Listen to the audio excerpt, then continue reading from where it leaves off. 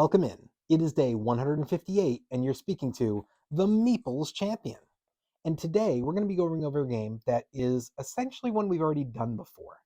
As you may recall, we did at one point earlier this year, the Resistance. Today we're going to be going over Avalon.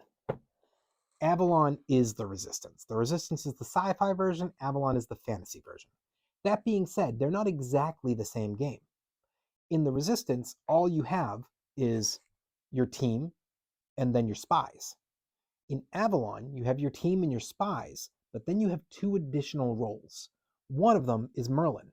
Merlin is going to be aware of who the spies are. He uses his magic to figure this out. So during the game, Merlin is trying to give information to his team. And when you get to the end, if you win, the bad guys get an opportunity to win because they get to guess who Merlin is. And if they get it, then they win the game instead. So you're trying your best to not reveal who Merlin is. Merlin has to be very careful about what he says and does. Now, in the basic game of this, as you know, you can play the Resistance of like 5 players and do 3 and 2. In this one, you're not going to bring Merlin in unless you get to a higher count. You're probably looking at minimum 8 players. He's more of an 8, 9, 10 player type role. Because if you have 8 players, it's going to be 5 and 3. So those 3 are going to have to guess 1 out of 5 players. So even if they don't have a clue and they just random guess, it's a 20% chance they get it right. Whereas if you were to do this and it was 2 versus 3 and you have a 1/3 chance of just getting it right, that would be pretty annoying because it would be pretty obvious that, you know, they know who you are, or if they don't, they have a really good odds to get you. So I like that this waits out for a higher count. Now they also bring in Mordred. She's going to be an additional player for the other team, and she's going to give them some ability because Mordred is, I believe, and it's been a while since I played this, but I believe she knows who Merlin is. So she's trying to help her team out, but it comes into the same situation. If they end up winning, if you end up winning and then they guess who your Merlin is, then you have a chance to try to figure out who Mordred is, and then if you figure that out, you take back the win again. So it's fun because they throw some fantasy in here. That being said, why don't we jump into this game, talk about our 7 categories, and see where this lands for us.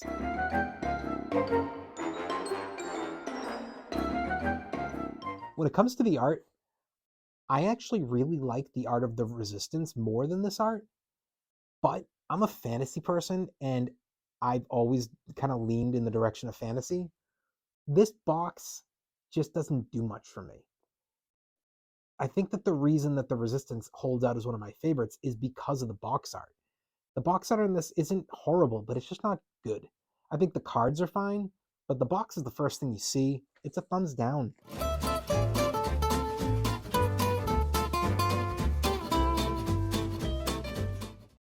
Your components. Your components are going to be 2 things. Either you have your cardboard, which represents all the pieces that you place out while you're playing the game, deciding who's going to be on the team, who's your captain, all that. And then you have your cards, which are going to be your different roles, and then possibly the bonus cards of who, you know, a special rules you're going to use.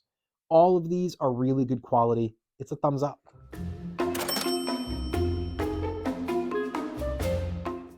Your price. So this game is available. You're going to find this occasionally in a Barnes & Noble. I think you're actually more likely to find it in Targets. And you'll find it at least 2, maybe 3 out of every 5 board game stores. It's not too expensive. This game's probably going to go somewhere in that 25 to 40 range. It's a big range. It's been a while since I had to go buy a game like this. I want to say I got this for about 30, but I could see this kind of being back and forth because it's not one that is constantly being updated. It's not a massively popular game, meaning there's a possibility the online price has kind of surged a bit as it's gotten rarer. That being said, I think that the pricing is acceptable if you're finding it at 30, and it's available enough. It's a thumbs up.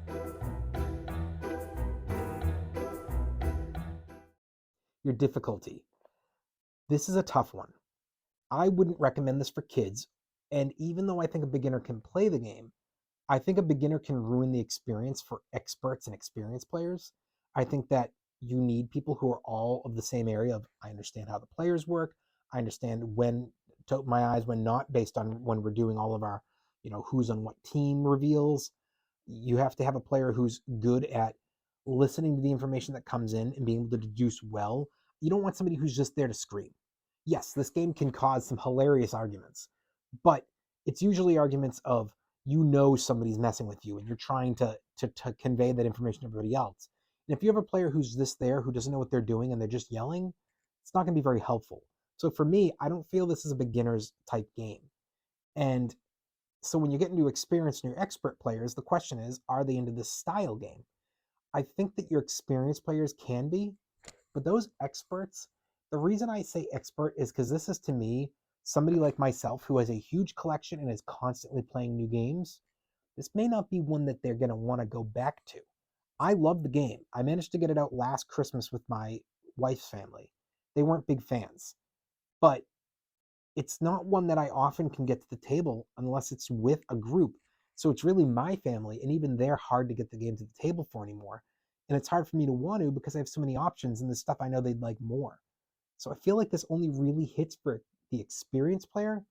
It's not enough. It's got to be a thumbs down.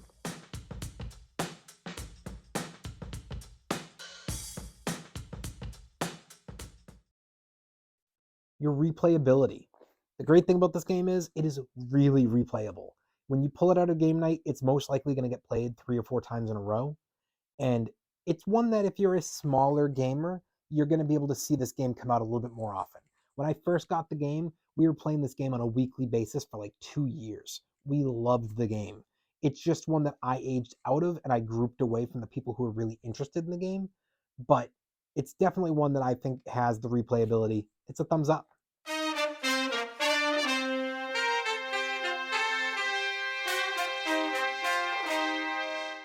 Your keys to victory. So your keys to victory are all about knowing how to use the system. You have to be careful because if you keep on tanking teams, 5 losses in a row means that you're going to lose the game. And it's about knowing how to mix up who's on the team so you can deduce and go, okay, well, this team passed, but then this team had 2 fails and it had 4 people on it. So 2 of these 4 in question, there were 3 people. So the other 3, at least 2 of them are on our side. So you're trying to deduce information this way. To me, I think that there's enough keys to victory there that aren't required 100% to be this way or that it gives you a possibility. So I'm going to give it a thumbs up.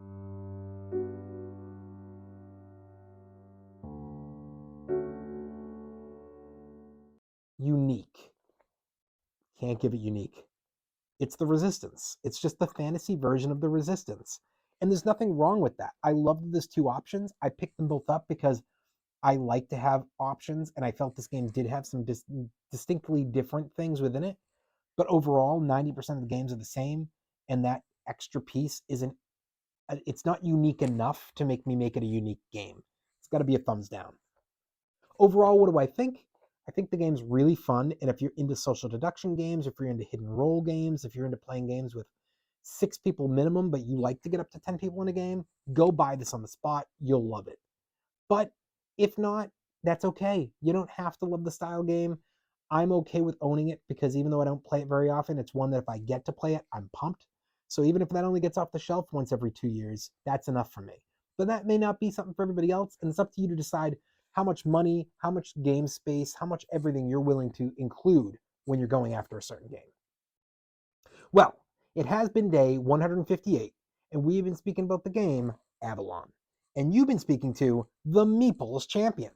Like, share, subscribe, and check down below in the description where I'll be adding an Amazon link in case you want to get this game for your collection. Until next time, I'll talk to you tomorrow.